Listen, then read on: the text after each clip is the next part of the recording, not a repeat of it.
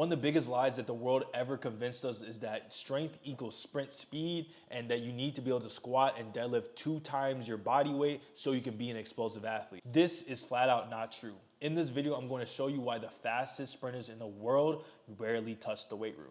When I was 17, I squatted 405 and hang clean 225 at 170 pounds. But my 40-yard dash was only 4.87 seconds. I was terrible, especially for my strength. When I went to all my high school coaches, they just told me get stronger and keep sprinting and everything will just come together, and it was really just that easy. But every year when track came by, I was the strongest, but I always got the most embarrassed by everyone else. I got last place pretty much every single race I did, even in front of my friends and the girls I liked.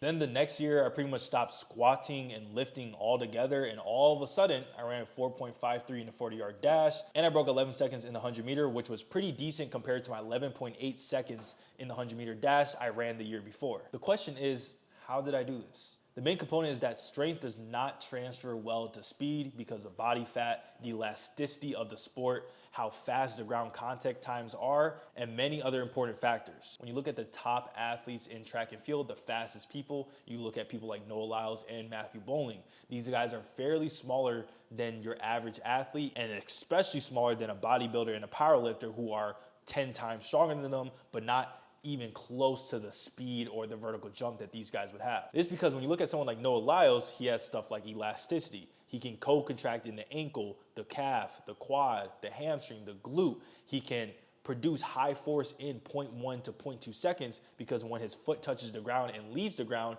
is 0.15 seconds on average. This is the same for Matthew Boling, someone who's super low in body fat, but he has a lot of power to body fat ratio. So he can lift a lot of weight in 0.6 to 0.4 seconds compared to his body weight versus what is the absolute strength number I have? Like, can I just squat 500 pounds, which is just an absolute, arbitrary number that doesn't mean anything. So what I'm trying to get at, simply put, is that the more power to body weight ratio you have, the more elastic you are, the more efficient you are with your movements is way more important than just some random strength number that is so slow in velocity, in pure time to lift the weight, that it will never transfer to something that takes 0.1 to 0.3 seconds. So instead of chasing strength numbers like a lot of high school athletes and coaches do, I actually use this framework for the athletes I use in my Just Sprint program, where we do 80% plyometric activities, which is sprinting, bounding, hurdle hops, resisted sprints, stuff of that nature, and then 10 to 20% strength work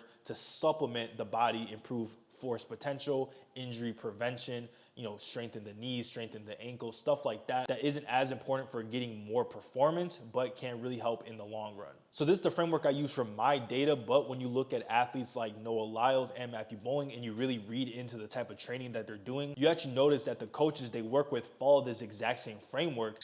Just like any other skill acquisition, if you want to be a better free throw shooter, you know what you have to do? You got to shoot some free throws. Yeah. So, it's just like anything else. I mean, if you want to be a better runner, you need to run. Now, as far as the exact type of running and, how much to do and that sort of thing, that's, that can have a factor into it. But at the end of the day, you need to be active. You need to want to run. You need to want to be outside and do work. Right. Because none of this happens without putting the work in. I mean, you don't make it to the league without putting the work in when you're younger. Right. It's all part of it.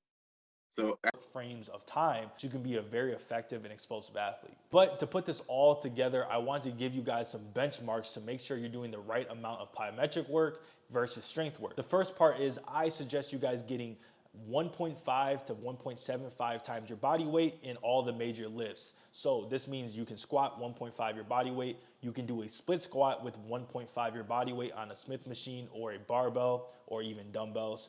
You can do a deadlift with 1.5 your body weight minimum. I feel like that's a good benchmark, way better than pushing all the way to 2.0. Once you push past 1.75 and you start chasing strength numbers to reach squatting, deadlifting 2 times your body weight, you're gonna start to see a lot of compensations and negative feedback from all those strength numbers. The next thing you need to be able to do is balance on your foot for 1 minute with your eyes closed, looking side to side. This is going to take a very long time, and it's not the only thing you need to be able to do with your foot, but I feel like when you have a high level of proprioception and your intrinsic muscles work very well in your foot, then you'll get better at this exercise. One, you'll realize that you're utilizing your elastic energy and your stretch shortening cycle way more in your sprinting, which is, like I said earlier, the most important part of sprinting, which is elasticity.